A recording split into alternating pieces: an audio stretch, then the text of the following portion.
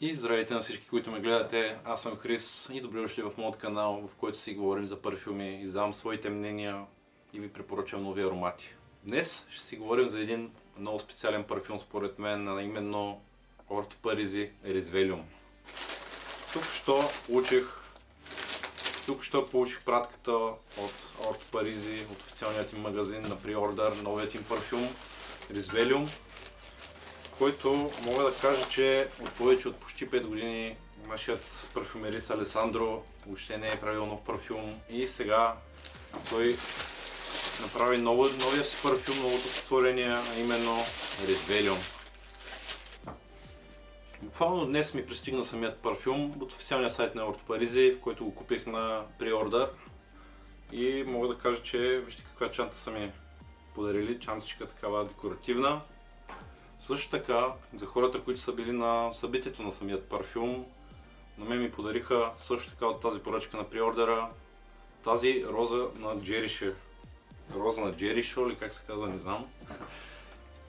Вътре има един орех и самата роза, която в момента не е съживена, но както е тематиката на самият парфюм, Resvelium, пробуждане, съживяване. Ето я, самата роза е сушена. Когато я потопим във вода, тя отваря своите листа и започва нов живот. Също така искал да каже и Алесандро с своя нов парфюм.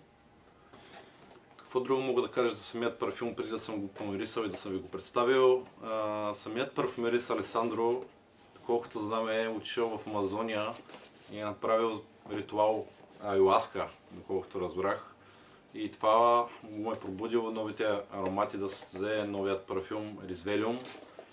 Доколкото знам, той се е преродил в този ритуал, както и да изглежда, не знам, не съм го практикувал, не знам. Но звучи много интересно. Видяхме трейлера на самият парфюм, в който преминават новите нотки, преминава през Мегамар, преминава през Вириде, Стъркос, Буканера и другите му аромати много интересни. Тук, колкото мисля, че има някакъв микс от самите парфюми, ще бъде леко зелен, тропически, не съм много сигурен, не знам. Но сега ще разберем. Освен това, от Orto Parisi ми изпратиха ето тази чантичка, то не е чантичка, то е като бокс някакъв, в който вътре имам някаква бяла, такава декоративна, на логото на самият парфюм, не знам дали се вижда хубаво, кърпичка. Много интересно, много готино. И тук някакви картийки на Масомато. И изваждаме. Подарили са ми 6 мостри. 6 мостри на Brutus, на Sadonaz от Масомато, другия му бранд, Narcotic V, Виридата, Resvelium още една и Буканерата.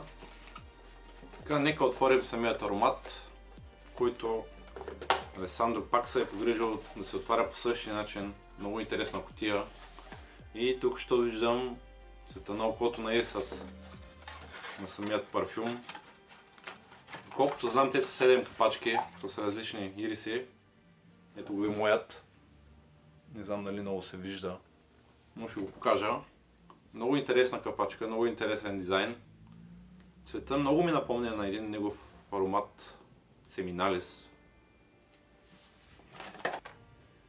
Много интересно, че хората, които са го поръчали от преордър, им дават така тези картички с тази роза, която разсъвтява във вода. Нали, трябва да я съживим. Много интересно, че са го включили и са ми го предоставили и на мен. Какво мога друго да кажа, освен да преминем към пръскането на този нов аромат. След почти 5 години Алесандро реши да направи новия си аромат. Нека да го опитаме. Както винаги, много солидна капачка, трудно се отваря. Все още не мога да го помириша, но сега да видим как мирише. Буквално първа реакция. Много интересен аромат. Отваря Това е някак си цитрусово, грейпфрут усещам. Да, усещам определено. Определено усещам грейпфрут. В началото много познат аромат на Койум. Ако сте пробвали самият аромат на Койум, кожения парфюм на Алесандро, този парфюм мисля, че се доближава в началото. Някаква кожа усещам, опушено леко. И някак си смесен се едно много малка част от самият парфюм на Койум, на кожения му парфюм. Не мога да кажа, че е типичната свежарка, но определено се усеща един грейпфрут, тръпчив грейпфрут. Интересно, интересно. Ароматът ми напомня на... Представете си тропическа гора. Тропическа гора в тропиките. Вали дъжд, зелено. Тук също има и много позната нотка от вериде. Определено в началото започва с тръпчив грейпфрут, така го усещам. Усещам грейпфрут, усещам лек цитрус, после преминава в... Усещам една лека кожа от Койум, леко опушено. После се появяват тези нотки от вериде, зелените нотки. Съвсем спокойно този аромат, според мен, е идеален за пролетно време. Точно за сега, за март, април, идеален парфюм. Мисля, че не е точно тази типична свежарка, има нали, свежи нотки, но в същото време има една тъмна нотка от Койум, която предава един опушен, кожен аромат. Определено много артистично направен. Браво на Алесандро, нещо различно, но в същото време познато. 50 на 50 го определям аз. Нов аромат с микс от вериде, нали, леко грейпфрут, не мога да кажа, че е точно на Бергамаск, и определено Койум има в него. Леко опушено, кожен, анималика има вътре също. Заслужава си според мен да се пробва. Буквално го купих на Blind Buy, въобще не съм го помирисвал, не знаех за никакви нотки, но според мен ароматът е наистина много готин. Ще ви апдейтна по-късно да видим колко време издържа този парфюм, каква е проекцията му и дали се харесва на околните навън. Заключение от този парфюм, много интересен, зелен, буквално не е типичното фреши, което си представяте. Много познат, поред мен, си струва от гледна точка, ако нямате вериде или Койум. Но ако търсите нещо ново и не сте го пробвали до сега, напълно си заслужава този аромат. Ако сте притежател на вериде или на Койум, според мен не е нещо ново, което ще ви изненада. Но определено за хората, които ги нямат тия аромати и искат, нали, да се запознаят с Алесандро и неговата работа, напълно си струва да започнете с този аромат. Интересен, ниша, тежка ниша.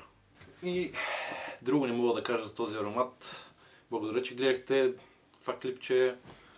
Надявам се да съм ви помогнал да разберете основните нотки на самият парфюм. Според мен е доста интересен, артистичен аромат. Струва си да го пробвате. Ако ви е харесало това клипче, дайте палец нагоре. Може да го споделите с други хора, за да се запознаете те с този аромат. И ще се чуем и ще се видим в другите клипчета. Чао!